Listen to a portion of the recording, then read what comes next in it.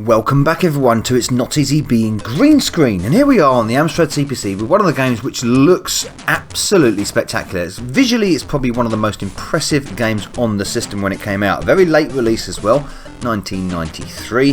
The sequel to Prehistorik, Prehistorik 2, or Back to Hungerland, or someone call it. It's one of Titus's late efforts, and if you followed the gaming back in the day, Titus in their later days came up with some good graphics. Visually they look really good, and as does this. Looks spectacular. Probably, like I said, some of the best stuff, some of the best pixel work, certainly sprite work done on the Amstrad during its reign. Their colours are absolutely incredible on this, in beautiful colours. This is the normal CPC version as well. There is a plus version of this that makes even better use of the colour palette and of course the clever scrolling tricks and stuff. You have foreground scrolling, parallax scrolling, vertical scrolling, bit of everything going on in there. You got the normal, you got standard sort of like regular scrolling, but then you got the push sort of slide scrolling as well going on, with deep textures, background, shading, everything going on. Fantastic! It absolutely is brilliant when we're talking in colour terms. But there is going to be, I think, a slight drawback to this.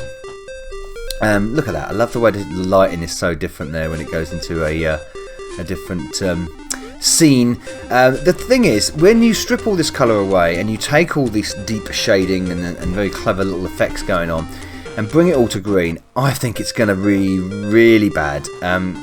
It's going to turn into a very difficult game to play. I think a lot of things are just going to become utterly impossible to see, including old Mr. Caveman himself. I've just fallen off the side there. That wasn't good, was it? Okay, let's bash this dude over the head. Bash this over there. Look at I love the bones, the particle effects all jumping out everywhere. That's really cool as well. Whoops! Run straight into that spike. So there was an example of a little obstacle there that you can barely see in colour, let alone in green. Okay. So let's pause the game right there and switch to green, and this is going to be interesting. Okay, yeah. Oh, hello, he's gone there. Disappeared. Oh my god, this is going to be really difficult to sort of track him and follow him. Whoa, that effect in the background is quite distracting in the green. Okay, right. We can see that on the basic background, the spider you can barely see there on the rocks on the background. Our main sprite here is merging in with the surrounding environment quite a bit. Let's bounce up. Oh my god, that thing at the back is so distracting. That's alright in colour. Should have fallen off there. You can see the leaves sort of blowing in the wind. Okay, right. Oh, nearly did it again. Okay, let's go in there. Oh, the spider's coming down on me. Right, okay. Whoa. So I'll go over here, and yeah, you go over these light coloured rocks. When it scrolls as well at the same time, everything becomes a blur into a green mess. Oh yeah, I thought there was something there. Yeah, no, there was a spike, wasn't there? There was a great big spike there that I completely missed. So let's try that again. Oh my, see, look, this is the thing. All these beautiful colours and all these beautiful graphics are completely ruined when you have not got the colour definition in a game like this, and everything is becoming very difficult to spot and see and move.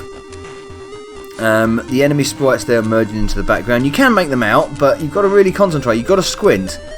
I'm really squinting here, and it's gonna. To be honest, this would produce a headache if you were watching.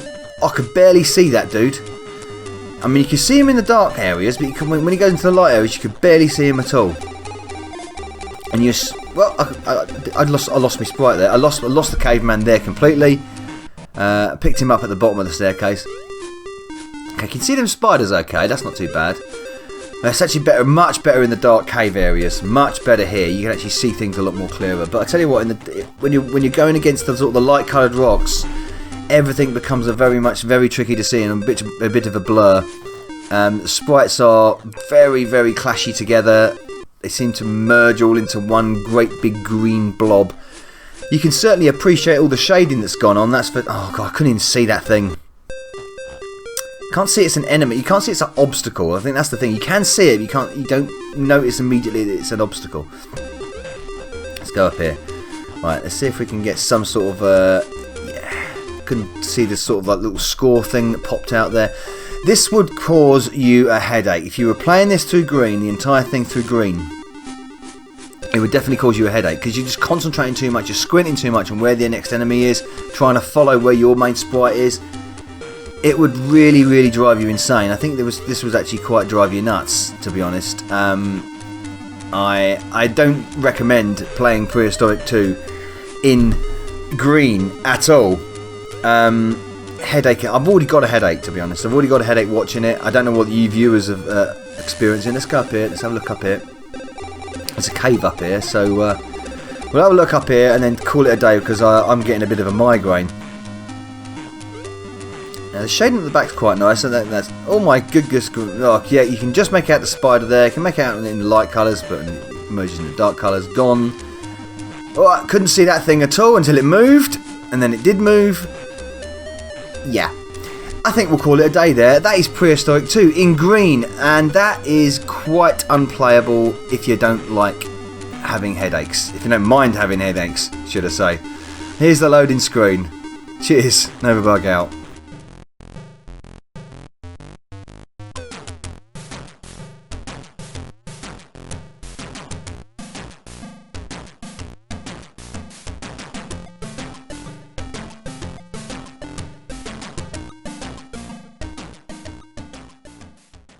Hey, Novabug here.